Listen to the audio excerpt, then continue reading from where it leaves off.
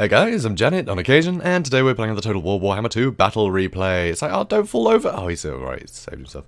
Anyway, this is a community cast sent in by, I think it's pronounced Wierzbik, but I'm not sure. So if you're listening to this, sorry if I've got that wrong. And correct me, please do correct me. I like to get people's names right. It's just, you know, it's just common courtesy to pronounce people's names correctly. You know, so I'd like to get it right. Anyway, so he was telling me in the comment section the other day, everyone is bringing double giants now. Since I put that video up, every time he plays Vampire Count, someone brings some faction with double giants. So he's made this build especially to deal with it, which is interesting. So definitely want to show that off. So straight away, he's against Greenskins in this one that are using double giants. So he's got some Khan Wraiths. They're good for some cheap terror, and also really good armor piercing. Got to watch out for magic, but you know, they're pretty good. Also, he's got some zombies for a bit of extra chaff in the front line. He has the Sternsmen. They're going to regenerate on their own, which is pretty great. But he also has the Claw and a Gash. So the Claw and a Gash obviously going to do a ton of healing, but also it's going to sap the health out of everything that is near, which is pretty great. It's a classic. Also, you've got Heinrich Kemmler, who has his own sort of healing, you know, in proximity. So he's going to be doing even more healing for people, and he can summon Krell.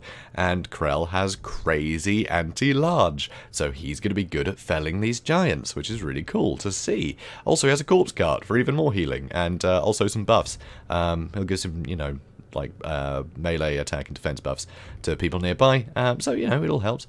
And also he has a black coach, so obviously with a small army like this, it's nice to have a chariot. The chariot will help if there's a lot of infantry to be able to charge through him. And I don't often talk about the black coach, and it is worth going over his little fun things about him. So the black coach seems alright, you know, some good attack and stuff, not very good melee defense, but you know, alright chariot unit, you know, it's good, it's good. It causes terror as well, so that's cool.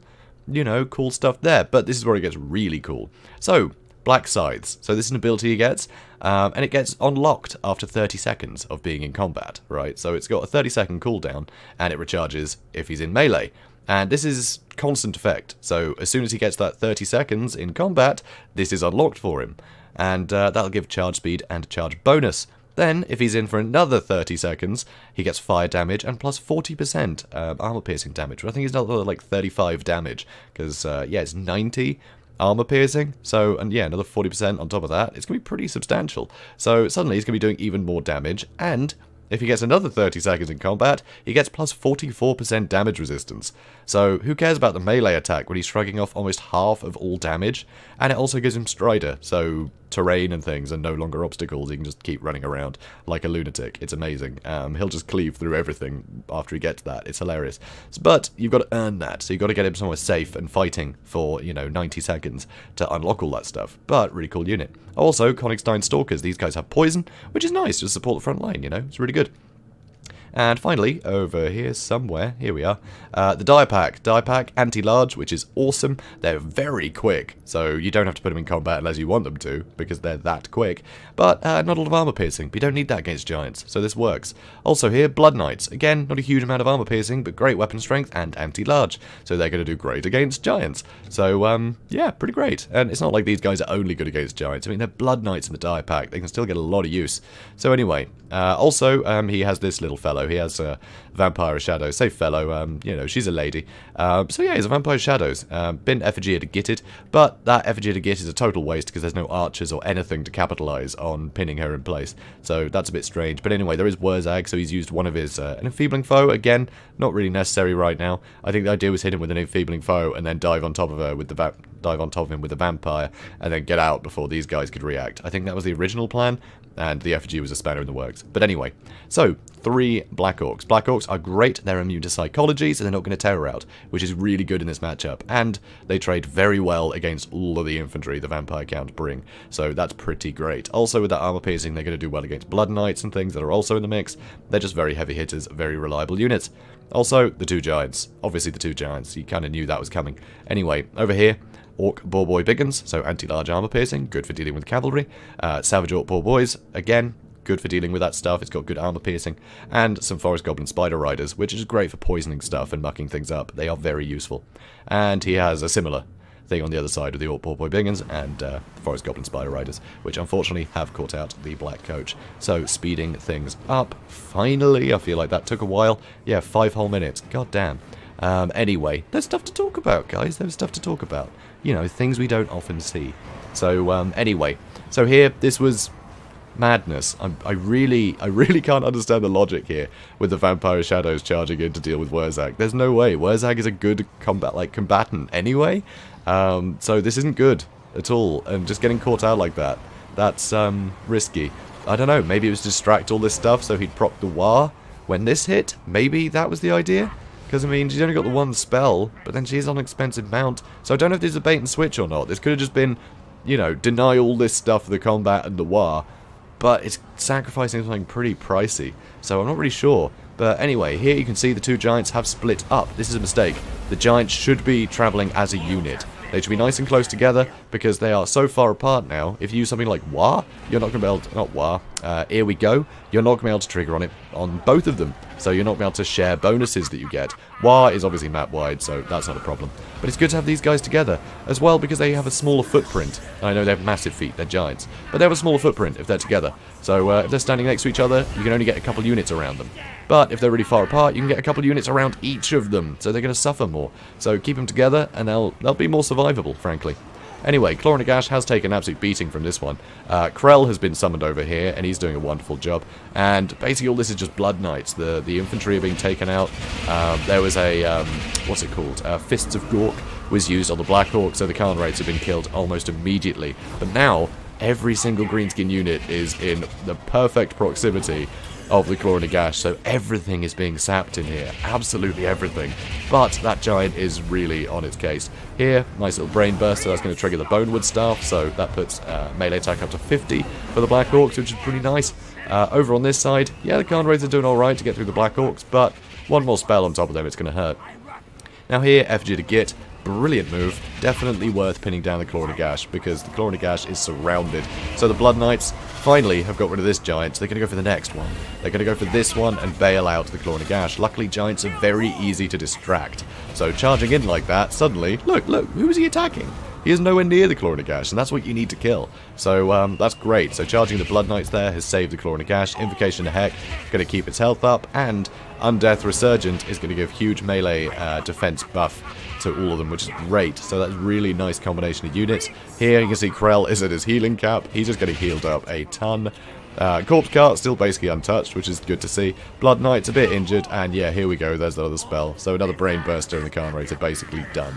And yep, they're below, oh no, they're not quite crumbling yet. So yeah, they're hanging on. But yeah, you can get rid of them pretty quickly with some pretty cheap spells.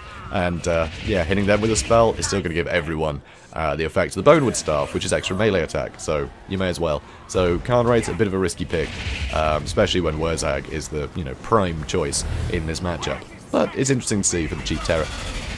So here, all the cavalry's coming back in, but they are all so damaged. The Klorinagash has been sapping away at all of these things' health for so long, and the Greenskin player just hasn't been able to shut it down, which is awesome to see that it's still going. It's hit its healing cap.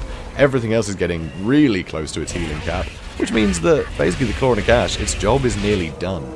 Honestly, you can be a bit frivolous with it now because it's done all the healing it's going to do. And, you know, Kemmler, he's been healing everything, but again, everything is at its healing cap now. Well, apart from these zombies, but who really cares about them? So here, the giant is being dealt with once again, and Wierzbik is coming in to try and help. Looks like he doesn't know what to do. This isn't looking great for the Greenskins, honestly. So here, the giant was in a bit of trouble. He is trying to chase, though, and the Klorinagash is trying to come over here, where there's still infantry left that need to be killed. And you don't really want to be fighting the giant with the Klorinagash when he's, you know, a couple hits from death. Nah, not when you can get value killing these units, draining them, and frankly, the anti-infantry is going to do a lot of damage, load of armor piercing, it's going to do good against the Black Orcs. So units are coming back in, but the Blood Knights are charging in to counter them, and yes, they're at the healing cap, but they're still way more healthy and way more elite than this stuff is. And the Dire Pack are even helping out, which is nice to see. So, Wierzbik basically on his own at this point. Obviously the Black Orcs aren't going to terror out, but they're so injured, one unit has already broken, and the other one looks like he's going to follow suit. So here you can see the Blood Knights are now fighting Wierzbik, got the Dire Pack in here, and Wierzbik only has 55 armor, so despite the, you know, lack of armor piercing, Wierzbik's still in a terrible way here, and now everything is shattering due to army losses. So, I like it. I really like it. I love both these builds, actually. I think they're both really interesting. So, if we have a look at the end screen here. Klorinagash, 110 kills. not surprising at all. That was over a quarter of the forces the Greenskins brought with them, which is just insane. It does so much work, but there's just so much healing available here. That's why everything hit its healing cap. But that is also a real testament to the wallop that this Greenskin army can provide, because to basically put an entire army on its healing cap and almost dead is ludicrous. The amount of damage that was done there, you know, it's crazy. It's absolutely crazy. I mean, this army basically killed the Vampire Count's army 1.5 times, at least. You know, probably 1 2/3. At least. It was crazy, the amount of damage it was able to deal. And it did a fine job. I mean, you know, the Black Orcs just cleaved through everything in the front line really happily, and was able to do a load of damage to some of the really elite stuff as well. The Giants, you know, they did great, actually. The Giants did do really well. They didn't get a huge amount of kills, but the amount of damage they did to Blood Knights, and, well, the Die Pack as well, I guess. One was busy fighting Krell, which was unfortunate, but the Mortis Engine always got taken out. Is crazy. The Black Coach just got completely demolished by the cavalry. The cavalry was a really smart move just for stopping those peripheral annoyances. And again, they could have been used, you know, if they were able to catch the Blood Knights out on their own. You could have taken out the Blood Knights. I think if these guys did actually take the time to do a surround, they could have got the Blood Knights surrounded, you know, around one giant, and the other giant could have killed everything else. You know, the Blood Knights would have been stuck in there, used the odd brain burster, would have done a huge amount of damage to them, but it would have helped whittle them down. You could have probably, yeah, could have probably worked. This isn't foolproof, but it is a very cool build to see. It just, rather than trying to match damage with damage, it just goes all out with the heals. Just constant healing. Just more and more and more and more healing. And it was able to ride the storm out, you know, until the Greenskins finally wore themselves out, which I think was really cool to see. So, Wierzbik, I think that's how it's pronounced. Thanks for sending this in. It was really cool. It's really good to see. And also for anyone who did watch any of the Double Giant videos that I've put up recently and have been deciding to use that strategy, can I just say that's hilarious. I think that's really funny because it is a bit of a joke build. But, you know, one of those joke builds that's surprisingly useful in niche circumstances. But I'm honoured that you guys decided to adopt that. That's really funny. And yeah, good luck with it. I think people are starting to get onto you. But we'll see. We'll see. Anyway, guys, if you enjoyed this, please do comment, like, and subscribe. And I will see you in the next one. Have a good day, guys.